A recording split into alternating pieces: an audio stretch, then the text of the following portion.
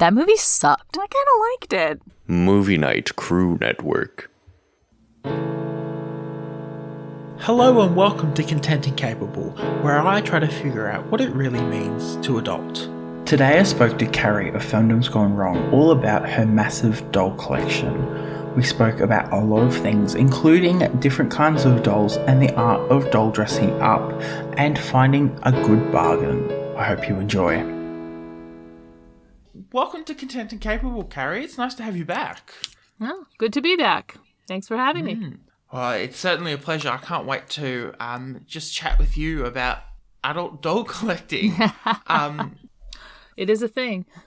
Yeah, we might jump right into it. So what is adult doll collecting? Well, for me, I collect mostly Barbie dolls. So that means looking for good deals on Barbie dolls that I like. I like to stick to certain types of dolls as far as the Barbies go. A lot of reproductions of the dolls I grew up with.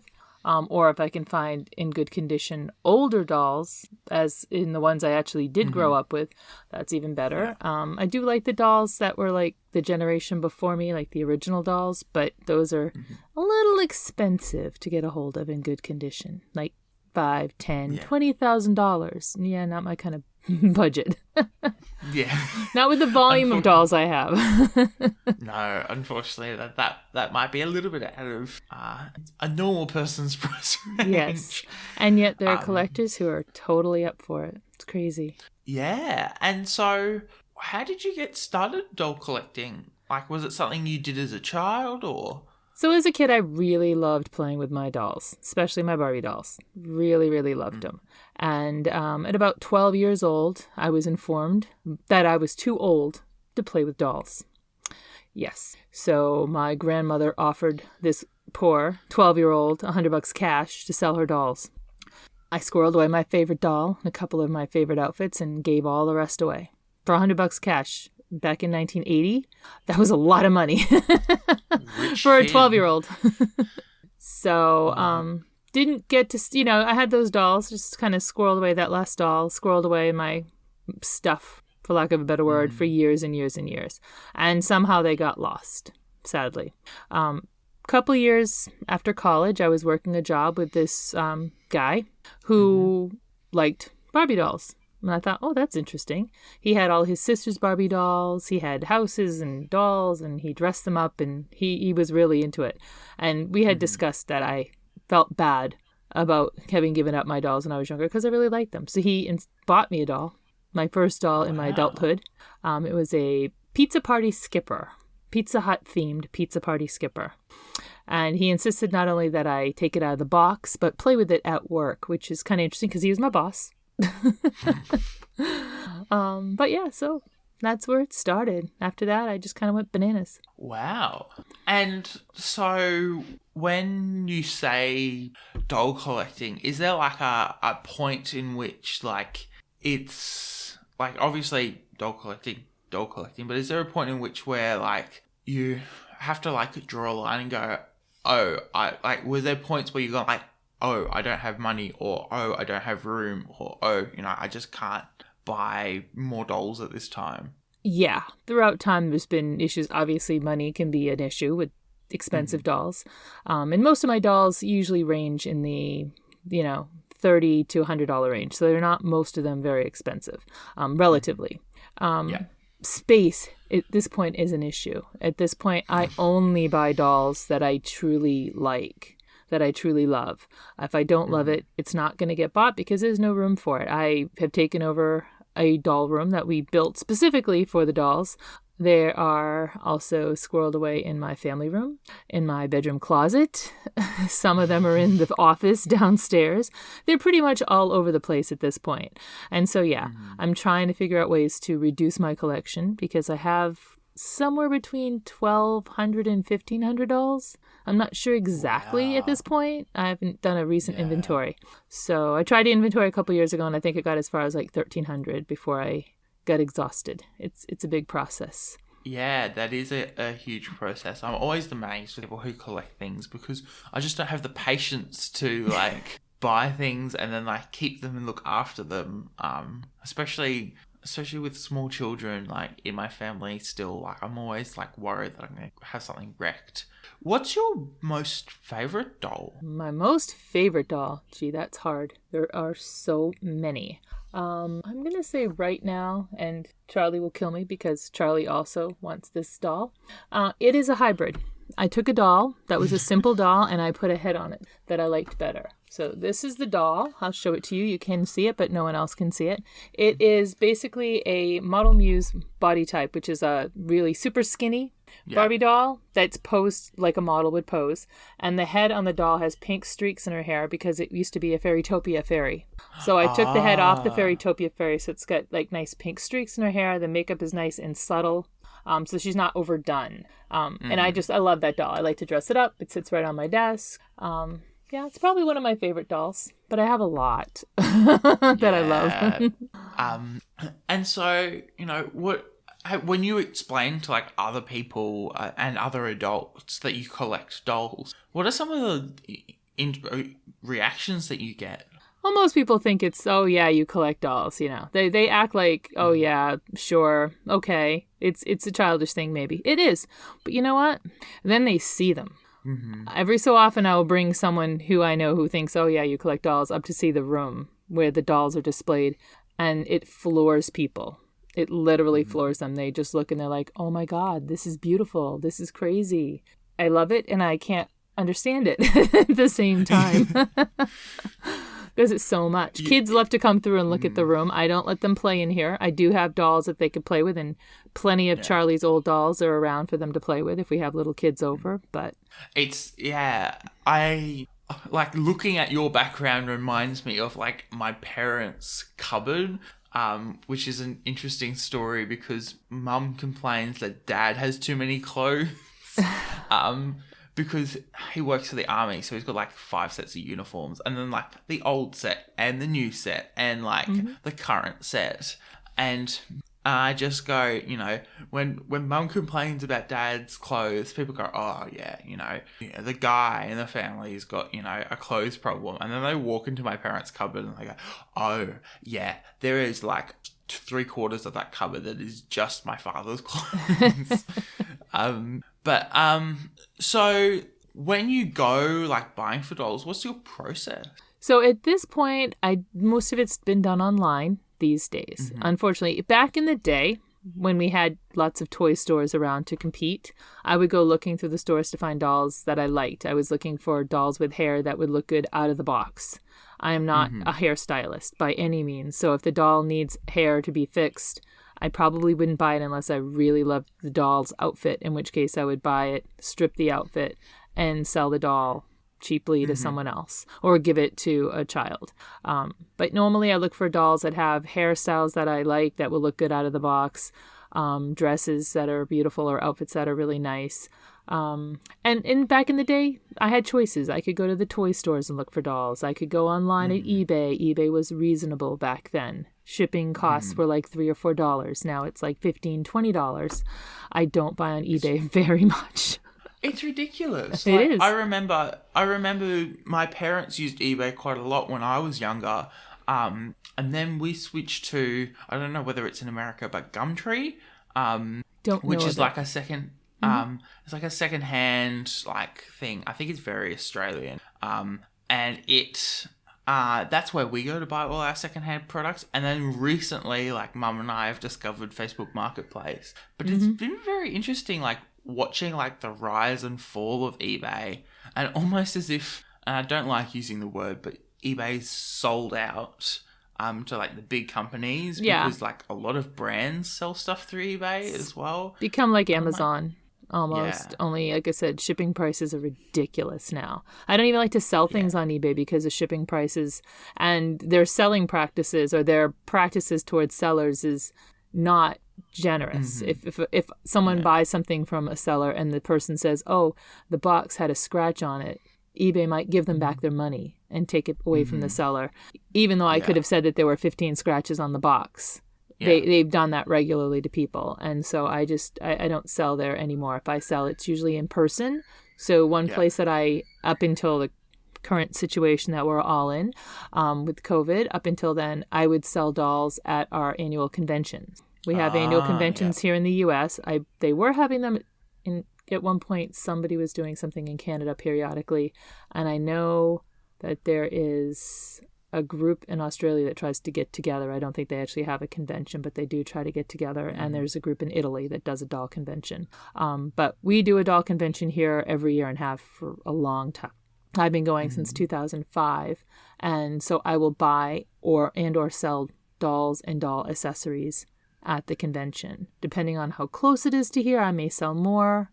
If it's farther away, I'll just bring things that are easy to travel with to sell. But yeah, and that's where I buy a lot of the older dolls because I can take a good look at them. I don't want to buy something on eBay that I can't see up close. Yeah.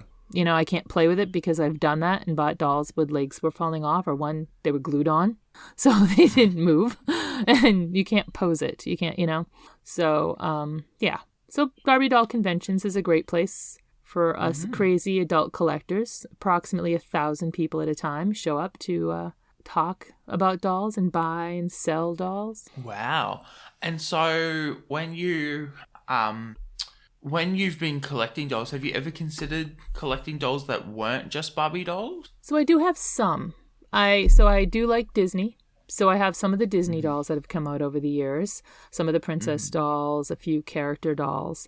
And I also were big into Sailor Moon, so I have a lot of Sailor Moon dolls, which are, again, these are all still Barbie doll sized for the most part. Other than that, stuffies. There might be a few stuffies here and there in the house. But yeah, I've tried to not get too much into other dolls. Oh, one other doll I do collect, Dawn. She was a really tiny doll, like half the size of Barbie when I was a kid. They reproduced her about 50 or so years ago. Someone came up and they reproduced all the original Dawns and then made some modern versions. And I collected as many of those as I could get a hold of, only because when I was a kid, I didn't have the money to buy every doll I wanted. I had what I had.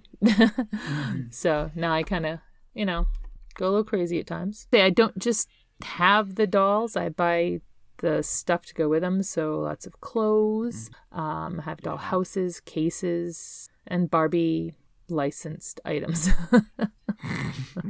Yes, the Barbie license is everywhere. It's taking over the world. It is. I found, you mentioned that obviously, as a child, you couldn't have every Barbie doll. And I don't know, I've really been reflecting on this quite recently. About 12 months ago, we got a new fridge in my parents' place. And I was very protective of the fridge. I was very excited that we had gotten a new fridge. And my little siblings couldn't understand why. And so my mum and I were sitting down and we're having a conversation. I'm like, I can't understand why they aren't excited about a new fridge. It's a brand new fridge. Like, come on, get excited. And Mum goes, you do have to realize that we grew up, without a lot of money at all. And yes, we're well off now, but we weren't before. And it's very interesting that, kids sometimes, and I feel like it's a younger kid thing, being the eldest of 10, I get to watch it all, but they kind of don't understand that the value of money sometimes, and you can survive off almost nothing sometimes. It was very interesting. It kind of opened my eyes. And that comment just brought back all those memories of we'd walk to playgroup every week. Mum and Dad tell us stories of they used to turn the car on twice a week. Once to go shopping, once to go to church. So it was, it's very interesting. And I think it's very amazing that with time, things get better in the end, and you get to have amazing people doing amazing things like you and your doll collection, which is awesome. Yeah, being poor growing up was not easy. Nope. Yeah. So what was the hardest Barbie to buy for you? Hardest Barbie. So I haven't been highly challenged yet. There are dolls that I want that I missed out on that I really want. One of them would be one of the Silkstone dolls. Mattel came out about 20 years ago with these dolls that are a much heavier weight doll. They are almost, they're heavier weight, almost like the weight of a porcelain doll, but they're not. It's a hard heavier, denser plastic, and they made that specifically for the adult collector community. And when they first came out, they were $100 to $150 a doll, sometimes even more. The basic ones were like $60 or $80, and then the ones in the fancy ball gowns were much more. So I had a challenge getting a hold of a few of those, and there's still one or two that have eluded me. You know, someday we'll see. Maybe not. But yeah, a few of them were difficult to get. I would say one of them I ended up buying twice before it actually showed up on my doorstep. Yes. The whole, is it coming, is it not coming dilemma. Yeah. And that was a silk number. I think it was, I can't remember now. It was like 20 years ago. So I can't remember which one it was, but I know it was one of the older Silkstone dolls that I have. That was hard to still. The number ones are always going to elude me because I just can't afford $20,000 for a doll. Maybe if I sold everything else. Yeah. I find that very interesting because, like, obviously with a lot of things there is a low barrier to entry, but to be like successful or like renowned for what people do, there's like a very steep curve. Wow. Trying to do it like this way, I was like, wow, I'm like high-fiving myself. Gotta go this way. Yeah, what people don't realize about the dolls is, so the dolls that are worth money are not the ones that people keep in their boxes and collect in their boxes. It's the dolls that were played with back in the 60s. If they still look nice. And that's why it's so hard to find them, because of course what do little kids do with dolls? They cut their hair, they put markers on their faces, they chew the feet and the hands, and so to find one that's in good shape, that's everybody's challenge, really. But yeah. Have you had much experience with like knockoff Barbie dolls? I have a few. I've acquired a few or found a few. Yeah, there's one doll that I got that was like a Canadian version of one of the dolls, and it looks very similar to a Barbie doll, but it's actually a Canadian fake doll. Yeah. But for the most part, I'm usually pretty good. And so, like, what do you like? I don't know. I always got frustrated when I went through like the Lego box and I found the like fake Lego, which was just not quite right. Do you ever like get frustrated in the fact, you know, is the market like flooded with fake Barbie dolls, or? It really isn't flooded with fake Barbie dolls. It is flooded with people who don't know what they have. So in the 80s and 90s, most Barbie dolls were stamped with a copyright that said 1966. Yeah. And so people would sell the doll and say, it's a vintage doll from 1966, but actually it was a doll from like 1995. It just was a body that was copyright, you know, that was made, originally designed in 1966. So there's a lot of people out there who will do that. And there are a lot of people who don't know any better who buy those dolls. I get calls from people all the time, friends of mine who are at antique fairs. Oh, I just saw this doll. Here's a picture of it. It says 1966. It's an antique. They want $200 for it. I'm like, yeah, no, you can get that at a garage sale for like $5. Don't bother. Don't bother. It's not a collectible. And it's not in good shape, so it's not even worth the $5 probably. And like, I suppose, like, bringing it all back around to adulting, what were some of like the skills you had to learn through like collecting Barbie dolls? Oh, I mean, as far as skills, I would say just learning about the dolls. Because, I mean, just because I grew up with a Barbie doll doesn't mean I knew what I was looking for when I started out. So there's a lot of books that I acquired and did a lot of online research. And when I go to the shows, I have a couple of friends who are very much expert at certain types of dolls, and I will bring them with me to go shopping. I would say, Kathy, can you come with me and show me what I'm looking for? Because I'd really like a Japanese exclusive. Or I've got a friend who from California who collects insane amounts of dolls. She's not a social media person, which is why I couldn't bring her on with me or something, but she has an insane amount of dolls, and she's very much into older dolls. So if I'm trying to see if one is worth the money, I would ask her opinion. But yeah, just figuring out what is right. And sometimes, you know, in the past, I did spend too much for the wrong dolls. It took a while to get an idea of what I wanted, what was the right dolls for my collection. I'm still trying to figure out what dolls are the right dolls for my collection as I sit by a stack of vintage Ken dolls that are all sitting here naked because I'm not sure what to do with them right now. I always found it so hard to like put the clothes on the Barbie or the Ken dolls because it was, I don't know, the hands always seemed to be in the wrong position and it would like catch on something tiny. Yep. And too many times I've like ripped something because I've just gotten frustrated and I just pulled it up. And Yep. We've all done that. Yeah, it's very like a very childish reaction to like, it's not working, pull harder. Mm-hmm. So like, sorry. Haggling. I am like, I'm not a very good haggler. My father is much better than I am. So we normally leave that stuff to him. But have you ever had to, or have you like had a lot of experience like haggling down prices or? A little bit, not a lot. I'll talk to people and say, I really like this doll. I want it, but the price is a little steep. And that's when I bring my experts in to say, this is what the doll really is worth. And sometimes it works and sometimes it doesn't. There are dealers out there who sell things at a reasonable price. And then there are some Barbie dealers out there who sell things at ridiculous prices. I avoid those people like the plague. Yeah. Yeah, there are certain dealers I won't even talk to because they just charge exorbitantly high prices for basic stuff. They must have people who buy it then if they're selling it at that price. They do. That's the sad part. There are people out there who'll be like, oh, I only buy from this deal. I'm like, yeah, but they mark everything up $5 more or $10 more than anybody else. Oh, but she always takes good care of me. I'm like, you know what? Not for nothing, but if they're charging more money, they're not taking good care of anyone but themselves. So I just won't do it. I look for the best price, and I will, like, when we go to, like I said, the convention is where I do a lot of shopping.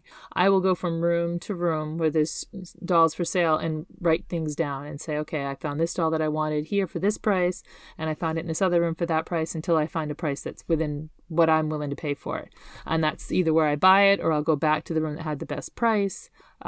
But yeah, it's a matter of shopping around, and some people don't bother. They just walk into the room with this big dealer who has everything and they get caught up. They get caught up in all the eye candy because it can be amazing if that's what you're into. For someone who likes video games, it'd be like walking into like a video game store that's fully stocked and you're just like, oh my God, a wall of video games, It's that way. You're just walking into a room and literally floor to ceiling dolls, and it can be overwhelming. My first convention, it was very overwhelming for me.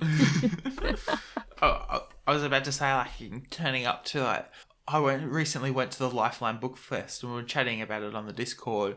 And I think I got about 17 books for $30, which is a steal. And they're all secondhand, of course, whatever.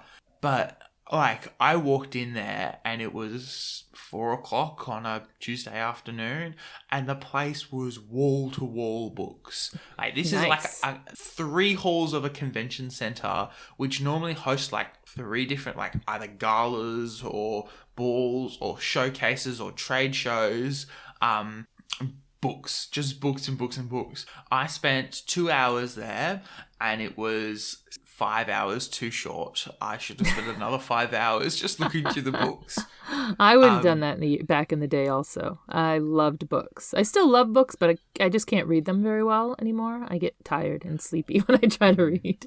Yeah, I'm not very good at sitting down and reading books, but I really like... My family has, a very large bookcase with lots of books. And so a lot of the books I read as a child, I actually don't have with me anymore. So I was like, there's these books I want that I've had as a child, or like these series that I always borrowed from the library, but I actually want my own physical copy so I can just do whatever I want to that book.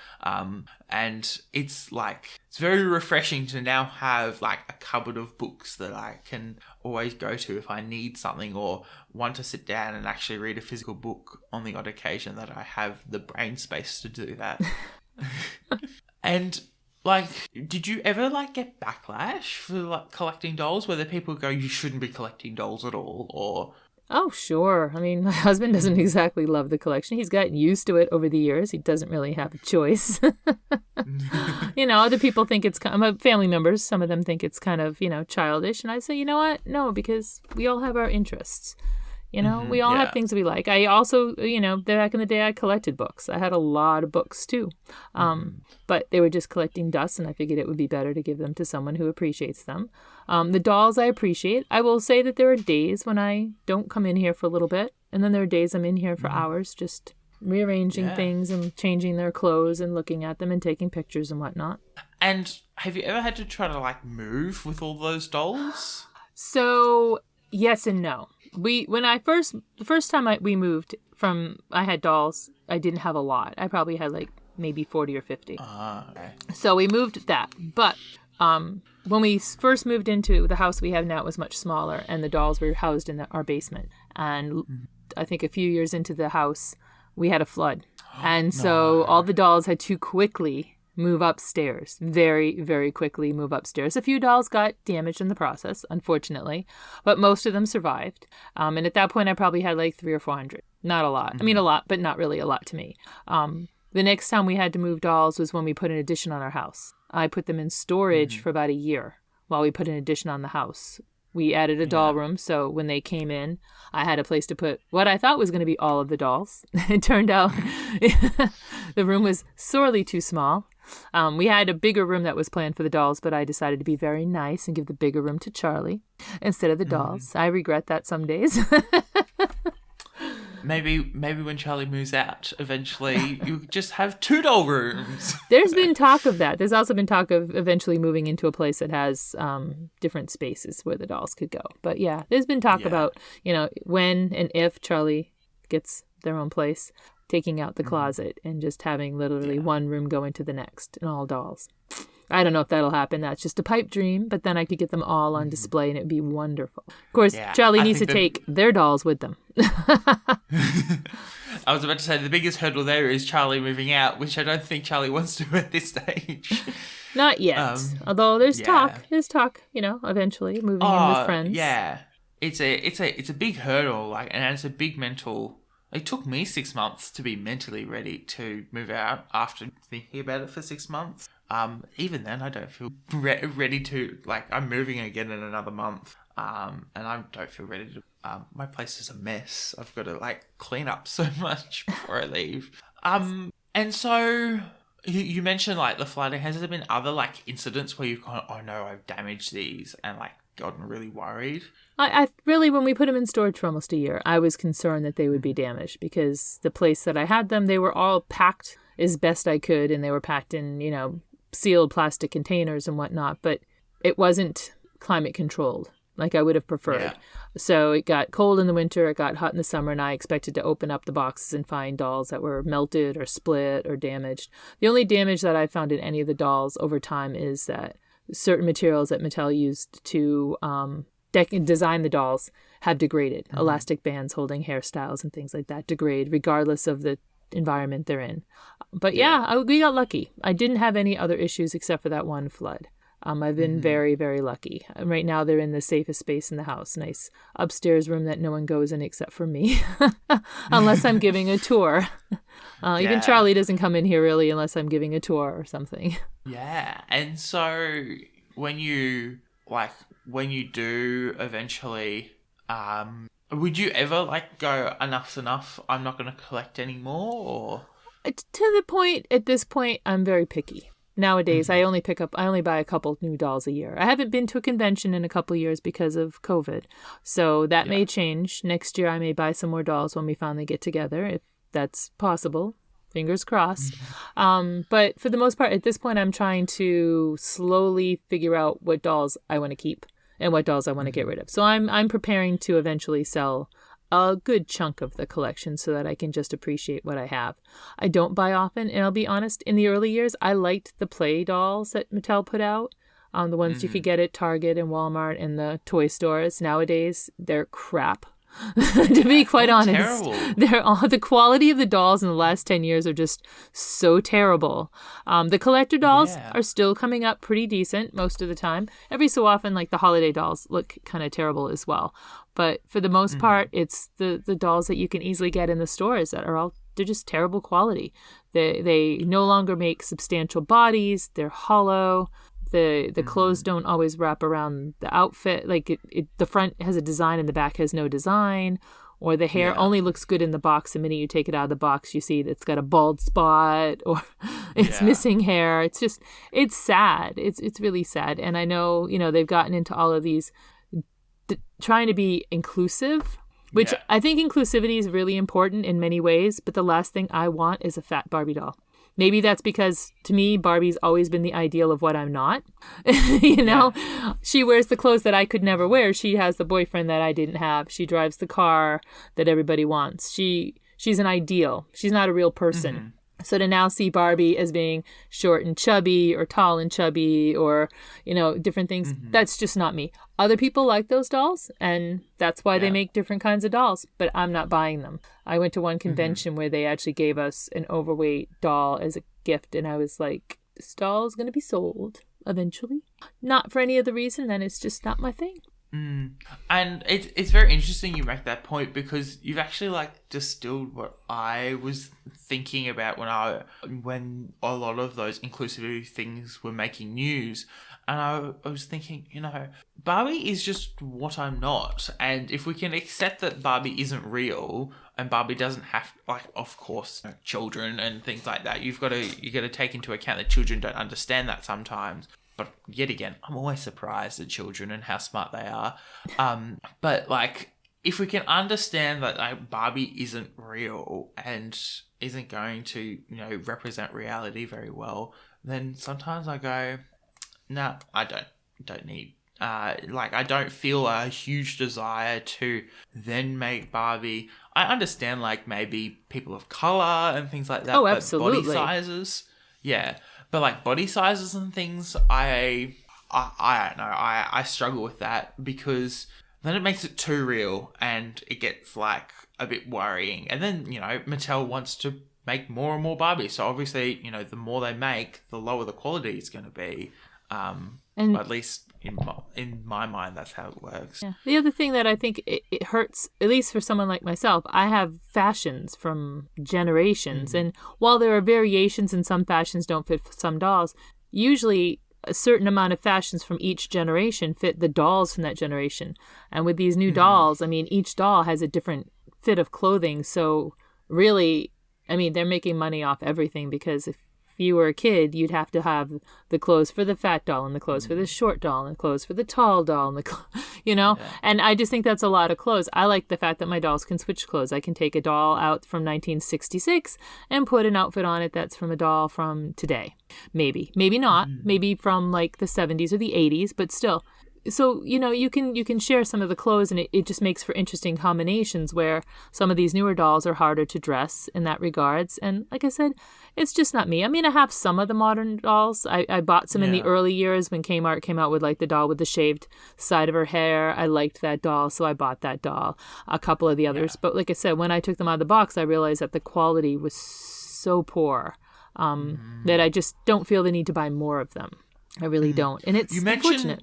Yeah, you mentioned collector's dolls. Does Mattel still release collector's dolls separate to what they put in the toy shops? So yes, they do usually have collector dolls. There aren't as many now, but they do still have some. They come out, and some of them will show up in the stores. A lot of them will show up on Amazon and on the websites. They came out with dolls for the Wonder Woman movies that came out, and those are more of a collector doll. They were a better quality made doll, and that's why I say collectible, because it's a better quality made doll than the $10 $12 ones you're getting at Target. They came out with dolls. They're still coming out with, this is supposed to be the last year of the Silk Stones, or last year was, but they still seem to keep making them. They come out with reproductions of the dolls from the 60s, 70s, and every so often they come out with, and as they come out with these reproduction dolls, they're a better quality doll again than the ones you're seeing in the regular retail shops. They have the holiday doll collection that they still put out, and I will question the quality of them, because some of the fashion looks like it's just not up to snuff anymore. But there's definitely some dolls that come out that are definitely of a higher quality. And again, the only reason for someone like myself to keep them in a box is simply for spacing. If I need to pack away 50 dolls, it's easier to pack away boxes of dolls than to individually tissue wrap each doll. And with 1,500, approximately 1,300 to 1,500 dolls, I just can't unbox them all. I would be unboxing for weeks and months. But It reminds me of, I don't know whether you've heard of the YouTuber Simply Nailogical. She's got this massive wall of nail polishes behind her. And during COVID last year, she decided that she was going to rearrange it with her boyfriend, rearrange them into rainbow order instead of brand order. And then about a month later, she got bored with it and it didn't look as nice as she thought it was going to look. So she then rearranged it all again. And she's got like a similar amount. I just went, whoa, that is just way too many things to like rearrange. It is a lot. In my head. It is a lot. And when I try to rearrange the doll room, it takes days just to redo a couple of shelves sometimes because, I want to move something off this shelf, then I need to find a place for it on another shelf and on. And it can be a lot. Like I'm in the middle right now of trying to rearrange a few things and it's taken a lot of work.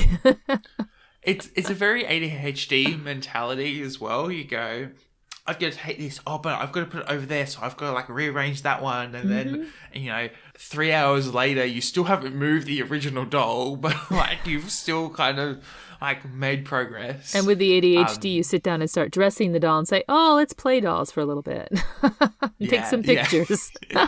Yeah, it's amazing. Have you ever like made clothes for your dolls before?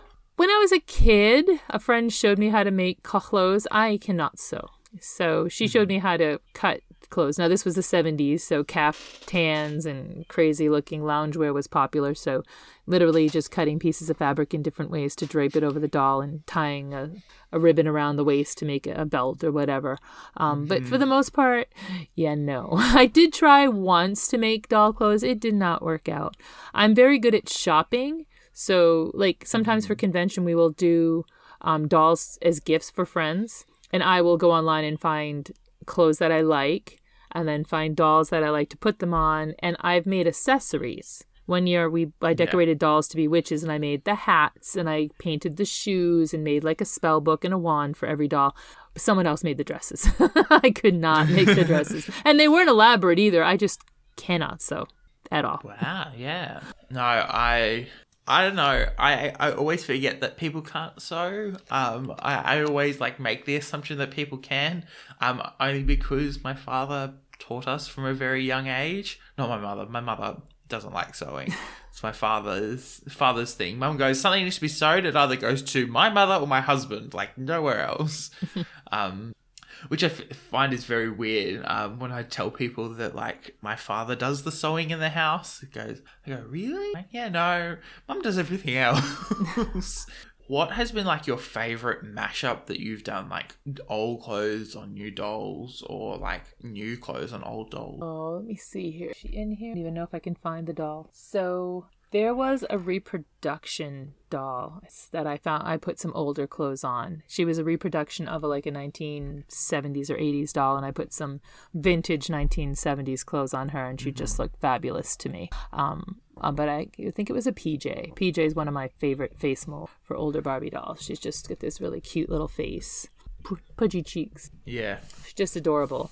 But yeah, so I've done some of those combinations. I'm trying to think of what else I have. I have like vintage dolls or reproduction dolls that I put in more modern clothes too. There's a couple of people out there there are designers out there who will make doll clothes, like high-end doll clothes, like $50, $60, $100 an outfit. And I've bought some of those and put, a doll that looks like it's from the 1950s into an outfit that's more modern and chic. But a lot of modern chic clothes also could be vintage because modern chic is classic. These kind of clothes are classic. I don't have a lot, but I do have a few that I've done that. I can't put my finger on her right now because this room is so packed. Dolls. Like as soon as you move your head, I'm like, it's like it looks reasonable, and then you move your head sideways, and I'm like, oh, there's a lot. There's a lot. Oh wow, there's a lot, and I'm looking at a whole wall of dolls as well. There's a whole wall in front of me of dolls. Yeah, it's like horrible for podcasting, but visually, I assure you, listeners, it looks amazing. But yeah, so. When you like decide to buy a doll, like what are you considering other than like, do I like it? So I'm looking for the quality. I really like a quality doll. I one of the dolls types of things that people are doing nowadays is dolls with like articulation. So the hands and the arms. I'm not a fan of that. I like my dolls to not have articulation for the most part because you see the joints. I don't like seeing joints. Back when I was a kid, bendable leg dolls, the bend was inside. It broke, which is why they don't like to do that anymore. I get it. Yeah. They would break a lot, but it looked better because you didn't see the joints, and I'm not a fan of seeing the joints in the arms and the legs. So I look for that. Once in a while, if the doll's dressed properly, I'll buy it, even if it has the joints. But most of the time, I'm looking for no joints. I'm looking for an outfit that's, I would say unique. There's, a couple of years ago, they came out with like 5 or 6 dolls in succession every like 6 months or so. It looked like it had the same outfit on, just in different colors. And I'm like, yeah, no, I don't want that doll. I bought one and I'm like, I'm not going to buy them all because it's the same outfit. They gave it different names and they tried to call it something else, but it looked like the same outfit to me. I want an outfit that I like, something that's classic or something that's a big poofy dress. Yes, I love big poofy dresses on dolls. I do not wear dresses unless it's a formal occasion, but I love them on my dolls. So a big poofy dress is nice. Good hairstyles are what I'm looking for, and a good price. I'm looking for a good price too. I've only spent a lot of money on one doll ever. It was a designer doll. I spent $800 on it. That was the most I've ever spent on a doll, but it was a designer doll. It was quite fabulous. She had like crazy black hair with big, bright, bold green streaks in it. It was fabulous. Had to have it. Wow, that's awesome. And so, what is a good price for a Barbie doll nowadays? So the average collectible doll that's modern is going to be anywhere between $50 and $100. If you're looking for something that's a little older, depending on the rarity, it could be more. Right now, the market is not doing so well. And I think that's partly the economy, partly the fact that Mattel's quality has declined. So it affects the collectible market. Even though the collectible dolls aren't really part of the decline in the quality, it affects the market as a whole because people stop collecting. I think COVID hasn't helped because collectors aren't spreading around as much and aren't interacting as much. And let's face it, those conventions that we do are really a way to motivate people to open their pockets and buy more dolls. And so a collectible doll, I'll usually spend between, $50 and $100 for a decent collectible doll. Sometimes a little more if it's something that's older and in great condition. Sometimes less if I'm lucky enough to get a good deal. I look for good deals. I don't care about box condition. Some people really worry about a doll being in a great looking box. As I said, a lot of the more expensive quality collectible dolls are dolls that look good that don't have a box, because if it looks good in a box, that's great. But if it's been played with and still looks good, that shows quality. That shows the doll really has a good quality to it. And that's definitely something that if it's been used and it's good quality, like the phone I bought. Wow, that was a year ago. Wow. I bought myself a new phone, and I was like, I don't ever buy anything brand new. So I grabbed the phone. I was looking for a phone, and I found this one. It was like basically in brand new condition, but he'd been using it for a year. I was like, if it's good quality and it, I don't care if it doesn't have a charging cable or headphones or anything. I'll buy the phone outright, because there's no point in like buying something that is not great quality, but with the rest of the frills and everything.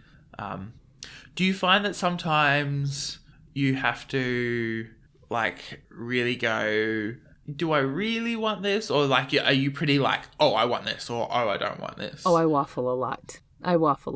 Yeah. Especially when you like I said, you walk into a room and there's like a giant pile of dolls, just floor to ceiling, wall to wall.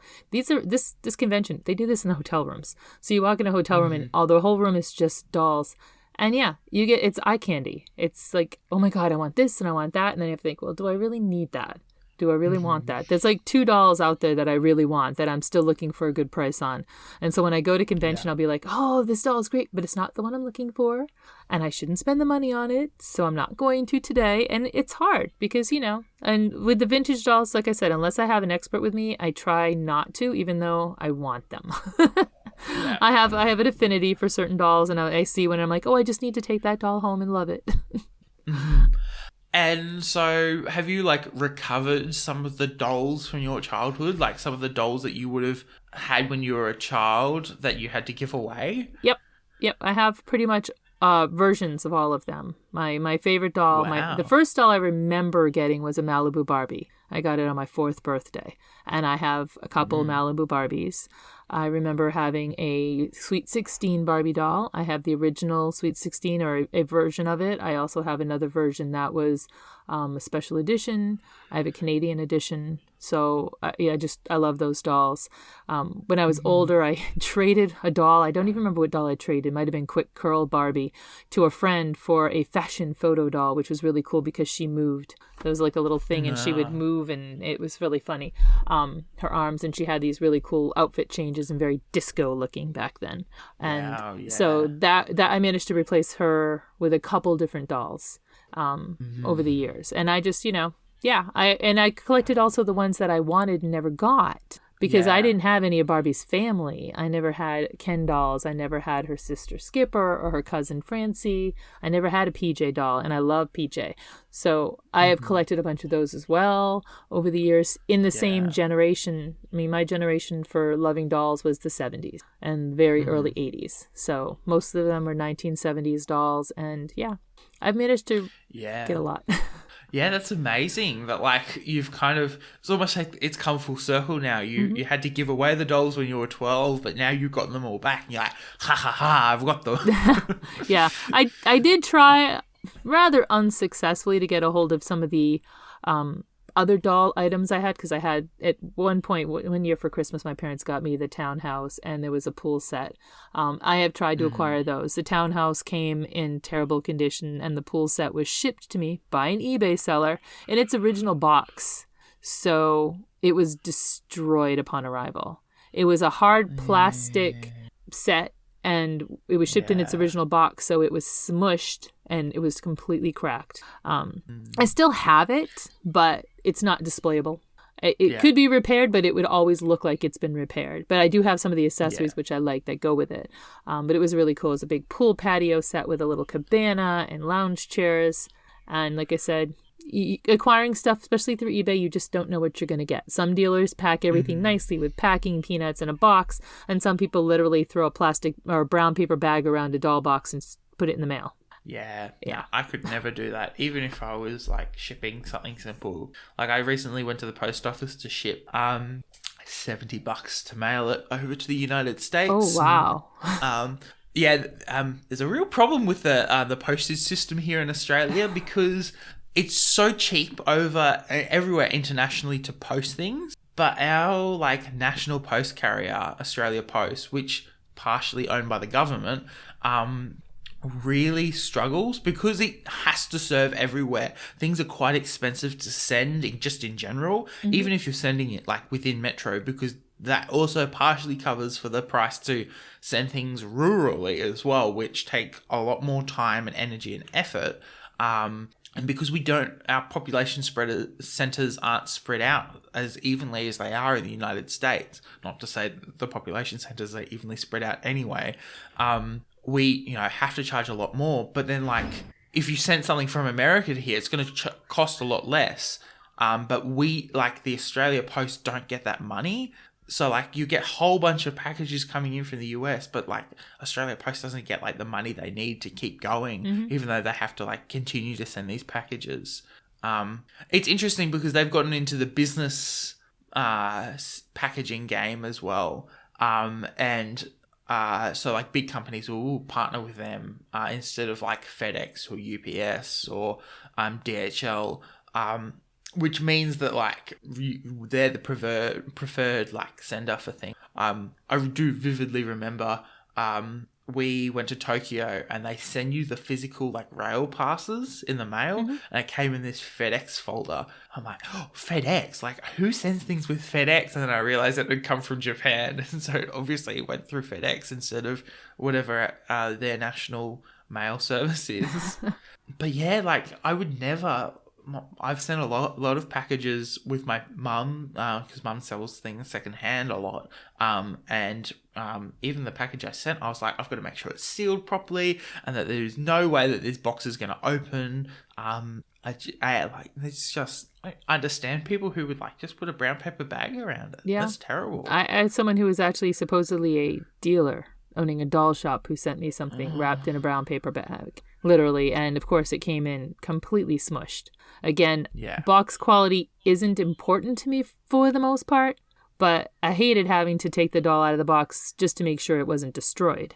You know what I mean? Because it was the box was completely smushed. The doll was fine, thank God, but yeah, and even sometimes like the box isn't going to be the most protective thing for that as well, because obviously, Barbie dolls, when they're shipped to, stores and things, would be in like a bigger box, and so obviously would be protected anyway. Disney uses, Mattel uses like heavy, thick, insulated cardboard boxes to outside wrap these dolls, and sometimes they're multiple boxes. Like if I order a doll from Mattel, it'll be within a box, then they'll be packing peanuts and another box, so it's usually double boxed on top of the doll display box, because they're display boxes, so they're not made to be used as a shipping box. They're display boxes. When you put them in retail stores, it'll make them look beautiful on the shelves. So, but postage is fun. And so and so when you go around and you are there like doll stores around to the physical doll stores? Obviously, toy stores aren't very much a thing anymore. Yeah, here in the part of the country that I live in, there are not, unfortunately. I know there were a few people in the area over the years who have tried to open doll shops. It's not the right market for it. Even Mattel has tried opening up their own shops out there in California. They did one in Texas, and those aren't always doing well either. So for a long time, most of the doll shops per se have been online shops. I have to be honest, I don't think, other than going to a Mattel outlet store, I've ever actually been in a doll shop that featured Barbies. I've been into, antique stores that have lots of porcelain dolls and things like that. But for the most part, unless you live in California, which is where Barbie was originally from, you're not going to find a lot of shops for dolls in this area. Yeah. It's really hard. And that's kind of sad, because it'd be really great if there was the healthy movement of dolls around the country. Yeah, there used to be doll shows. Less and less of doll shows with Barbies over the years, especially, again, up here in the Northeast. There's so many other things that people are doing with dolls. There might be a toy show that'll have one or two dealers featuring Barbies. But for the most part, it's going to be other dolls. Sometimes I'm lucky and I find them at a Comic-Con. And if I see something that I want at a good price at a Comic-Con, I'll buy it. But I will check eBay and Amazon to make sure the price is reasonable before I'll even consider buying it. It's hard. And I suppose when you have the time and the ability to do so, why not collect dolls? Do you find that there's is the community of Barbie doll collecting growing, or what way are you seeing it trending? I think it ebbs and flows. So right now, there's a lot, with the convention that we have. We have one coming up. It's going to be a virtual one for the first time. Or they did an attempt at a virtual one last year. It's going to be much more virtual this year. And there is always new collectors joining the conventions. I'm not sure that there's a lot of new collectors getting into dolls right now. I'm going to say we're probably on the low end of that. Again, I think part of the problem is Mattel's quality of the retail. The retail outlets that we have don't even have many dolls to begin with, and then what they have is pretty terrible. So if you're a collector, you have to start doing all of your research online, which, again, you've got to deal with shipping costs unless you're, finding good deals on Amazon. You've got to deal with, quality control of the dolls. Are you getting dolls that are new? Are you getting dolls that are damaged? And I think that makes it hard for the collectors to really come. When we do a convention, or if there's a doll show, people from the community come as well. So say there's a convention going on next year, there'll be one in Chicago. There'll be people who live in Chicago who aren't as involved in the collecting community who will come and check it out. And usually new collectors are found at those events. But I'm going to say right now it's probably on the downturn just because of the quality of what's out there. It's not bringing in new people. Yeah, and that's obviously something that happens with a lot of things. Have you met other have you? I've got to word this question very specifically, otherwise I'm trying, being a journalist here, trying to get the right answer out of you. But, like, have there been people around that have tried to, like, go, you're not a real Barbie doll collector because you haven't collected, like, this doll or X amount of dolls? Oh, yes. There are people out there who think that so there are different types of Barbie doll collectors. There are people who will only collect the dolls from the late 50s, early 60s. That's all they will collect. And if you're not collecting those, then they don't consider you to be the same level of collector there. Now, I'm not going to say most people who collect vintage are like that, but there are some people who are like that. Oh, well, if a number one isn't your fantasy doll, then why are you collecting? There are other collectors out there who just want all the superhero dolls and all the modern pop culture dolls, and they don't even care. They don't like those older dolls. Ask Charlie. Charlie has a doll collection. Sometimes Charlie likes the dolls, sometimes the dolls aren't the most popular thing, but more into pop culture dolls than the vintage dolls. And there are people out there who'll be like, oh, well, the doll boxing, that's another big thing. You're not a real collector if you don't keep your dolls in the box because they're not collectible that way. Or there's others who say, well, you're not a real collector if you don't take them out of the box because you're not enjoying them that way. There are people who do it just for investment. There are others who just do it for the love. It's terrible. I collect a little of everything. Some are in the box, some are out of the box. I've got dolls as old as 1962 up to dolls that I bought last year, Yeah. So I just think, there's always a snob out there who'll say you're not a real collector if you don't like this kind of doll. And I ignore them because they're wrong. I've got a friend who only collects Japanese exclusives. She doesn't tell me I'm not a good collector because I don't, but that's what she collects. And I suppose because the collection of Barbie dolls, from inception through till today is so diverse and there's so many. And obviously, the world is a diverse place. You can't be the perfect collector. And I struggle when people don't understand that you can't be perfect. No. It's like, I'm trying my best here. You don't have to, tell me I'm doing it wrong.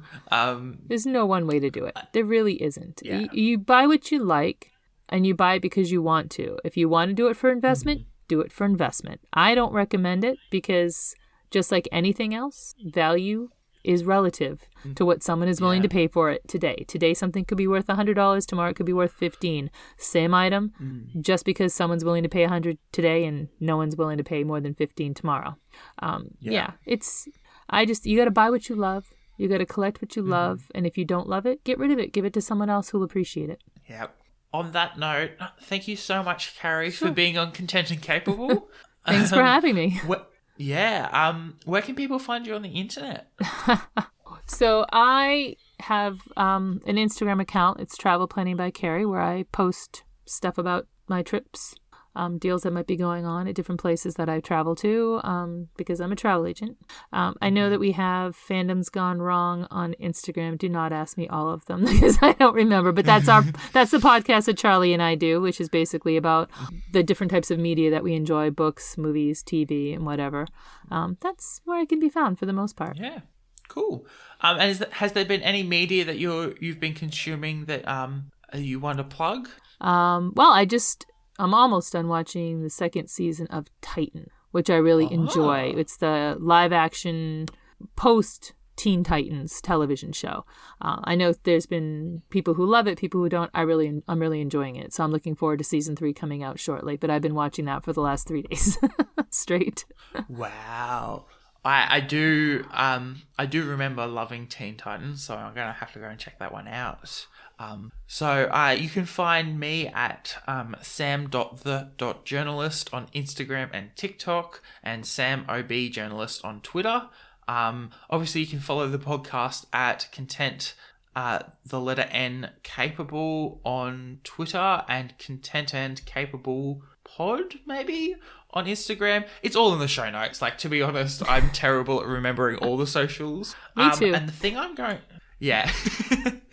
You and I just... what a mood. And the thing I'm going to plug today is Brooklyn Nine-Nine. I have been really enjoying... and I can't wait for season 8 to come out. By the time that this episode is released, season 8 should be out. And I cannot wait for Brooklyn Nine-Nine. I only started watching it 3 years ago, but just pure... just makes me happy. It's my happy place. Excellent. Anyway, thanks so much for being on the podcast, Carrie. I'm sure we'll have you on at another time to talk about more things because you're such a wealth of knowledge. Thank you for having me again. It was great. Thank you for listening to Content and Capable. You can follow the podcast socials at Content, the letter N, Capable on Instagram and Twitter. You can send a super boring email to us through contentandcapablepod@gmail.com. The art was done by Opia. You can follow them on opia_art on Instagram. Opia is spelled OPIA. Feel free to message them about making art for your project. Our music was written, recorded, and edited by Nora Strauss-Riggs. You can find Nora at Kane_I, that's I as in the body part, on Instagram and Twitter. Feel free to message her about making music for your project or editing your podcast. I'm proud to be a part of the Movie Night Crew Network, which features the Restricted section, a chapter-by-chapter Harry Potter pod with lots of spoilers all the time, the Movie Night Crew. Join some friends as they react to some terrible, some meh, and some really great movies. Of the Eldest Gods, a chapter-by-chapter Rick Riordan pod full of myths and legends. My Cabbages, an Avatar podcast that follows the true hero of Avatar The Last Airbender, the Cabbage Cart Guy. And Fandoms Gone Wrong, a show that discusses all things fandoms. Hello, you awesome nerds out there. Yes, you. Have I got the podcast for you? We've got pop culture, swearing, and all the immature jokes you could ask for. We'll take you on a journey through TV shows, movies, books, and maybe a video game someday. And we'll tell you how they all went wrong. I'm Charlie. And I'm Carrie. And this is Fandoms Gone Wrong. New episodes every other Wednesday wherever you get your podcasts. Content and Capable is a podcast all about answering the question, how do you adult? Don't forget to rate and review it on your favourite podcatcher, and I will see you next Monday for another episode. That movie sucked. I kind of liked it. Movie Night Crew Network. Oh, cool. I'm going to stop the recording before my computer explodes.